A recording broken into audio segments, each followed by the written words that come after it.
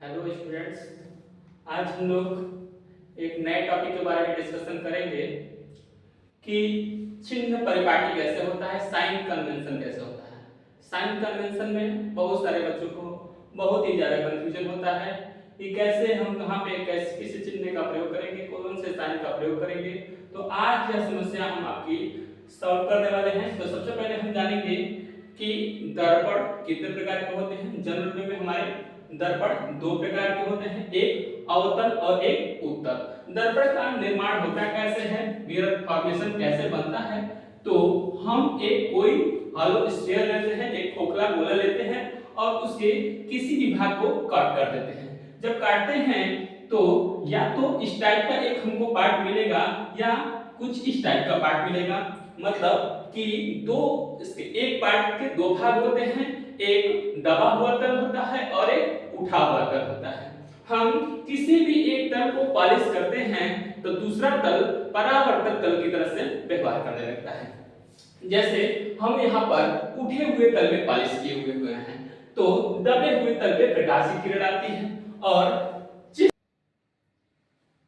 प्रकाश की किरणें कभी भी लेफ्ट साइड से आती हैं और जिस सरफेस पे पड़ती हैं उसी सरफेस को रिफ्लेक्टिंग सरफेस कहते हैं। मतलब जिस तल से प्रकाश की किरणें टकराती हैं और टकराकर मुड़ती हैं उसी तल को परावर्तक तल कहते हैं। अर्थात यह तल हमारा परावर्तक तल की तरह से व्यवहार करने लगेगा।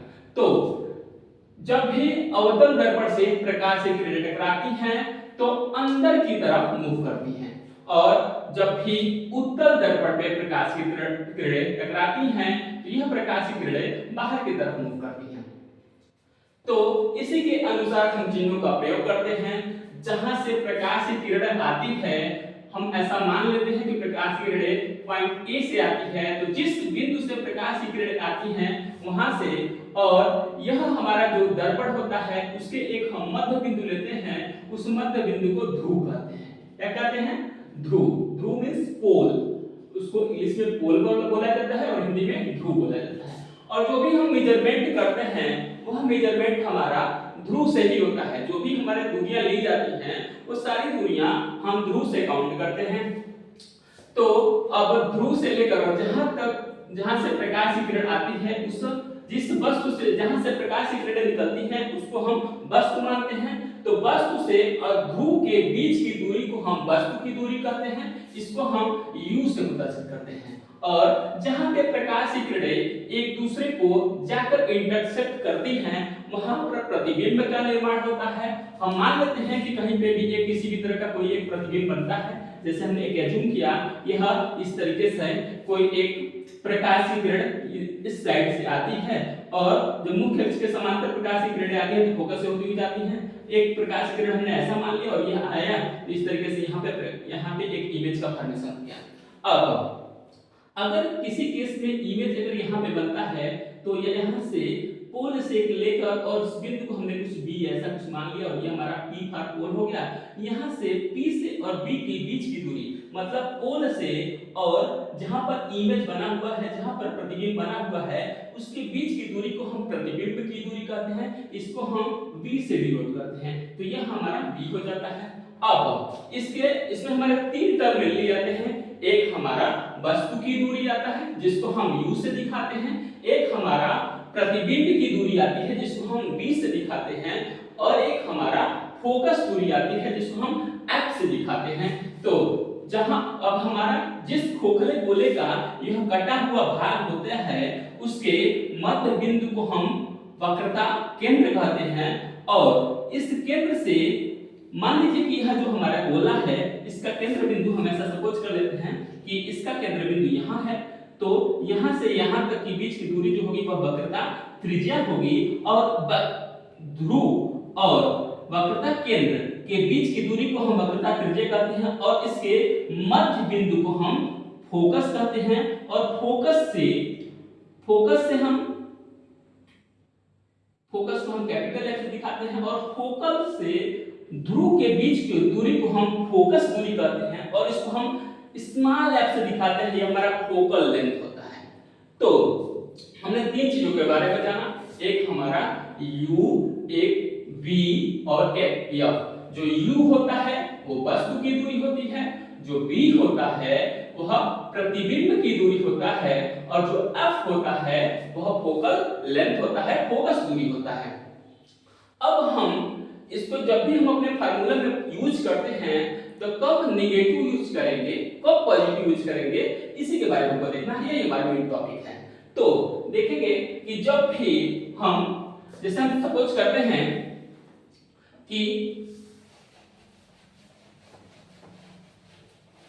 जो भी हमारी प्रकाश की किरणें आती हैं वह लेफ्ट साइड से आती हैं, मतलब जो ऑब्जेक्ट होता है वह लेफ्ट में स्थित होता है।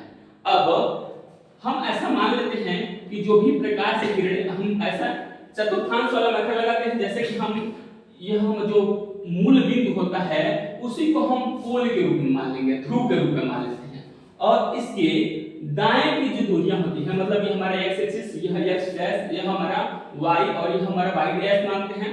यह मूल बिंदु के दाएं की जो दूरियां होती हैं वह धनात्मक होती हैं, मूल बिंदु के बाएं की जो दूरियां होती हैं वह ऋणात्मक होती हैं, मूल बिंदु के ऊपर की जो दूरियां होती हैं वह धनात्मक होती हैं, और मूल बिंदु के नीचे की जो दूरियां होती हैं वह ऋणात्मक होती हैं। तो ऐसे ही हम इसके बारे में भी ट्रीट करेंगे कि जो ध्रुव होता है उसको हम मूल बिंदु के रूप में जान लेंगे। अब इसके बाएं जो भी दूरियां होंगी उसको नेगेटिव लेंगे, इसके दाएं जो भी दूरियां होंगी उसको पॉजिटिव लेंगे, इसके ऊपर का जो भी डिस्टेंस होगा, ऊपर का डिस्टेंस का मतलब लेंथ ऑफ ऑब्जेक्ट, जो भी हमारा यह वस्तु की जो ऊंचाई होगी उसके बारे में, और यह नीचे यदि प्रतिबिंब बनता है तो नीचे अगर हम मूल बिंदु के नीचे जो भी दूरियां होती हैं उसको ऋणात्मक लेंगे। तो अगर हमारा प्रतिबिंब नीचे बनता है तो उसकी लंबाई को हम नेगेटिव लेंगे, अगर हमारा प्रतिबिंब ऊपर बनता है तो उसकी लंबाई को हम पॉजिटिव लेंगे। तो हम इसी के अनुसार, जैसे हम यहाँ अपने मैथमेटिक्स में चतुर्थांशों का यूज करते हुए पढ़े हैं कि मूल बिंदु के दाएं की जो भी दूरियां होंगी वह धनात्मक, मूल बिंदु की बाएं जो होंगी वह ऋणात्मक, मूल बिंदु के जो ऊपर होंगी वह धनात्मक, और मूल बिंदु के नीचे जो होंगी वह ऋणात्मक। इसी प्रकार से हम जो भी हमारा दर्पण होगा वह अवतल हो या उत्तल हो उसके अनुसार हम उसका यूज कर लेंगे। तो हम देखते हैं कि जनरल वे में हमारा जो अवतल दर्पण होता है वह अवतल दर्पण वास्तविक प्रतिबिंब का निर्माण करता है। सिर्फ एक केस में हमारा आभासी प्रतिबिंब बनाता है, बाकी हर केस में हमारा वास्तविक प्रतिबिंब बनाता है। और जब भी वास्तविक प्रतिबिंब बनाएगा तो यह दर्पण के बाएं बनाएगा। तो जब भी दर्पण के बाएं प्रतिबिंब बनाता है तो जो प्रतिबिंब की दूरी होगी, जो v होगा वह भी नेगेटिव हो जाएगा, और हम वस्तु को हमेशा बाएं ही रखते हैं, इसलिए जो u होगा वह भी नेगेटिव होगा।